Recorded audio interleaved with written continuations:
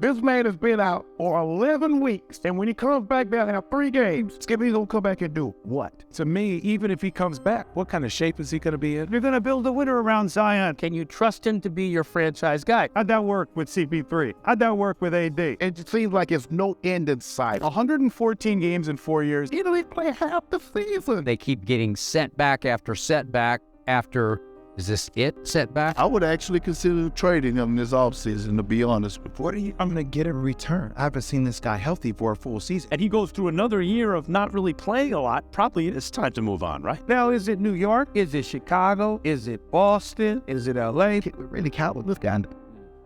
Can we? I'm out. I give up.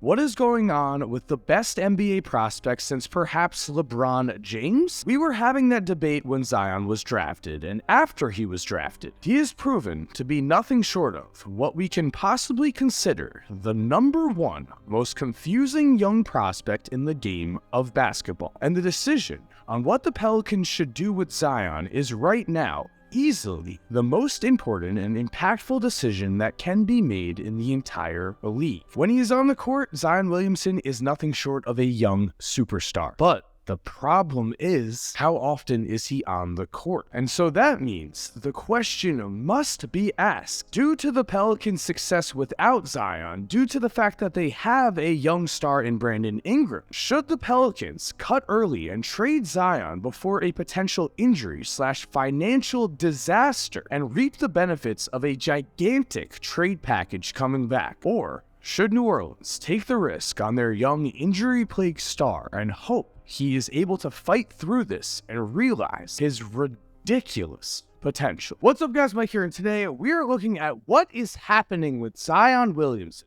Because at his absolute best, Zion is a megastar. And he is also a player that has proven that despite his injuries, well, his on-court production can only be described as historic. In his first 2 seasons, Zion averaged a combined 25.7 points, 7 rebounds, and 3.2 assists per game, while he also shot a casual 60% from the field. Taking a look at every single player that has averaged at least 25 points, 7 rebounds, and 3 assists per game in their first 2 combined seasons in the league, we have just 4 names: Elgin Baylor, Oscar Robertson, Kareem Abdul-Jabbar, and the first name in 50 seasons, Zion Williamson. Zion's name is really on this list, which means he has to be worth taking the risk, right? But what about what NBA history tells us? We're going to get into that because there are cases that are very, very similar to Zion's that have already played out throughout recent NBA history, and some of them have ended in utter destruction. We also have to consider the opposite end of Zion Williamson himself, because let's flash back to December 9th of this year, where the Pelicans were playing the Phoenix Suns, and as you could see, after a dominant performance, Zion rubbed it in. It's over. Bells, no, and got done.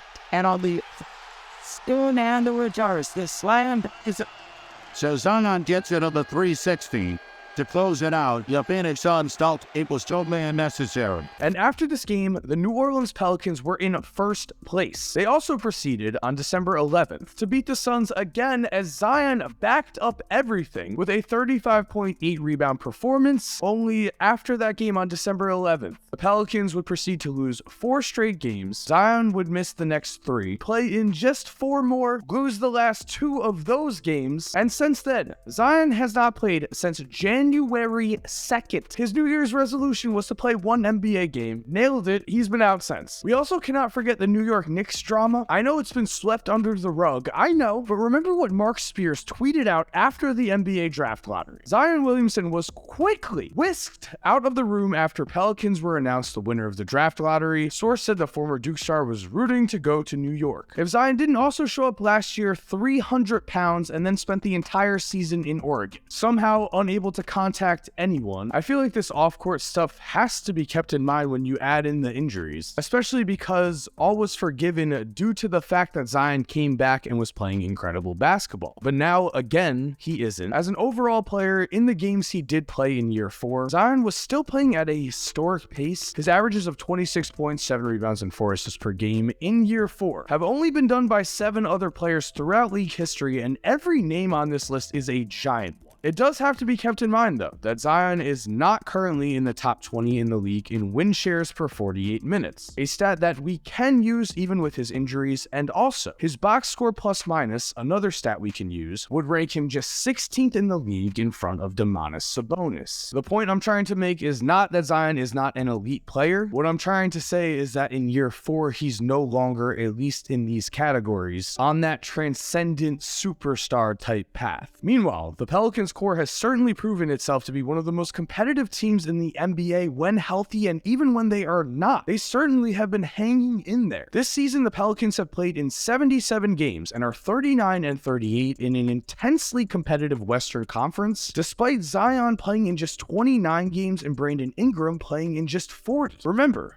back on December 8th, it was the New Orleans Pelicans who, for the first time since 2008, were the #1 team in the entire Western Conference. 2008. Again, though, that really raises the question, is the talent they currently have enough if they choose to build around Brandon Ingram and move Zion? Because they certainly will get a big-time package back in return. Or, at the end of the day, is it best for the Pelicans to take that ultimate chance and bet on a potential Hall of Fame talent? It is here where we can actually look at NBA history and find pieces from a lot of similar situations to really get a solid opinion on what we think the Pelicans should do. Because right here we do have 4 examples of what I'll call contract destruction. 4 contracts that were eventually going to ruin teams in Andrew Bynum, Grant Hill, Amari Stoudemire, and John Wall. 3 of these teams traded away the contracts before it was too late. Bradley Beal suffered the fate of John Wall's contract. It also has to be noted that Amari did force his way to New York, but all 4 of these cases are great overall case examples of what a giant contract can do to a team if that player's career ends up getting heavily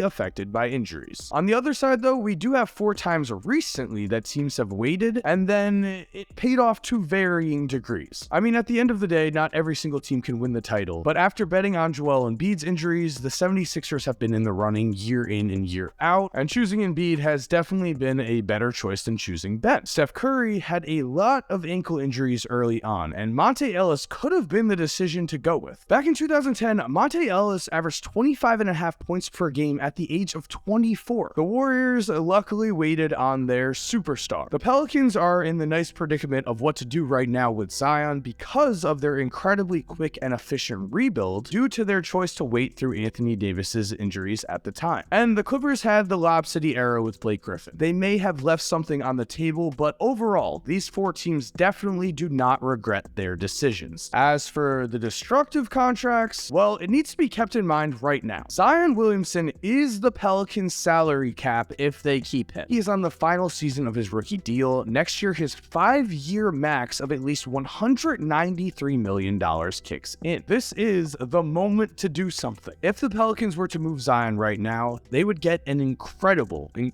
trade package back. It is known throughout the league that teams are willing to take the risk on Zion. But if the injuries continue to pile up, even one more year of this, we have seen that switch flip very quickly, and suddenly nobody wants to take that risk. It has certainly happened. Melo's years on the Knicks were underwhelming with playoff success, due in large part to the fact that Amari Stoudemire completely fell off. As a 27-year-old in 2010, the year before he joined the Knicks, Amari played in all 82 games and averaged 23.1 points and 8.9 rebounds a game, and was named to the All-NBA second team. Despite this, due to injury concerns, the Knicks could not get Amari contract insured, something that is extremely rare, which meant it was no surprise, unfortunately, when after Amari played in 78 games in 2011 and was again second team All-NBA, he would get hurt, playing 47 games in 2012, just 29 in 2013, and by the age of 31 was averaging just 11.9 points per game and was certainly not the wingman that Melo thought he was going to be. The Lakers moved Andrew Bynum to the Sixers after Bynum played 50 or more games between 2009 and 2012, was an all-star in 2012, and was also a pivotal piece of the Lakers' 2009 and 2010 titles. For the Sixers, he never played a single game due to to injury, and thus the process was born. Grant Hill here is a very underrated one. Remember, Grant Hill would attempt to team up with a star in Tracy McGrady, and T-Mac would miss out on a lot of his competitive years because Grant Hill, his supposed to be star teammate, unfortunately played in just 57 games in his first 4 full years with the Magic. This happened between the ages of 28 and 31 for Grant Hill, his prime, which meant the Orlando Magic were stuck with this contract. However, the Detroit Pistons got Ben Wallace back when they traded away Grant Hill right before these big injuries, and the Detroit Pistons ended up winning the title in 2004. But if they had kept that Grant Hill contract, that might never have been. Actually, it certainly never would have been. So if the Pelicans made the decision right now to move Zion, we'd start seeing packages that would be very, very interesting getting thrown at them. And so I cannot wait to see what the Pelicans do. My final verdict would be